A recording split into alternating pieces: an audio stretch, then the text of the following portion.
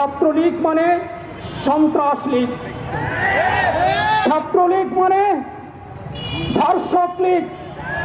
সংগ্রামী ছাত্র সমাবেশ স্বাধীন বাংলাদেশের পরাধীনতার শিকার পরে আপামর জনতা এক কঠিন ঘোর অমানিসায় নিমজ্জিত। এ থেকে পরিত্রাণের জন্যে, এ থেকে উত্তরণের জন্যে রাসূল আরবি সাল্লাল্লাহু আলাইহি ওয়াসাল্লাম ১৫০০ বছর আগে একটি হাদিস বর্ণনা করেছেন।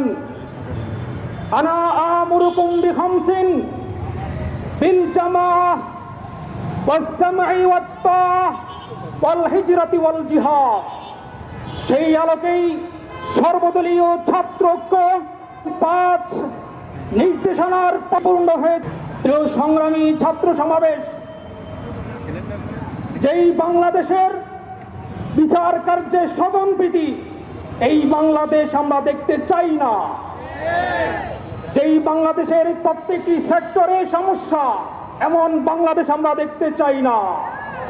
প্রিয় উপস্থিতি, আমরা সরকারকে আজকের এই সমাবেশ থেকে স্পষ্ট জানিয়ে দিতে চাই, যদি এই সমাবেশের পরে যদি আমাদের সেই রেজাউল করিমের খুনিদের হত্যার বিচার কার্য ব্যবস্থা না করা হয়, তাহলে আমরা ছাত্র সমাজ রহবানুল লাইল ফুরসানুন নাহারের ভূমিকায় অবতীর্ণ হতে বাধ্য হব। আশিদ্দাউ আলাল কুফফার রুহামাউ বাইনাহুমের ভূমিকায় অবতীর্ণ হতে বাধ্য হব। প্রিয় ছাত্র সমাবেশ, বাংলাদেশের আওয়ামী রাজনীতির অভিধানে আমরা উত্তীর্ণ করলে যে অর্থ পাই, ছাত্রলীগ মানে সন্ত্রাস লীগ, ছাত্রলীগ মানে ধর্ষক লীগ। তারা মিথ্যা বলতে বলতে এমন পর্যায়ে গিয়েছে যাদেরকে কাযযাব, মিথ্যাবাদী উপাধিতে ভূষিত করা হয়। তারা যদি আজকেও যদি কোনো সত্য কথাও বলে, তারপরে এই বাংলাদেশের মানুষ হাসে, বাংলাদেশের মানুষ কেউ বিশ্বাস করে না।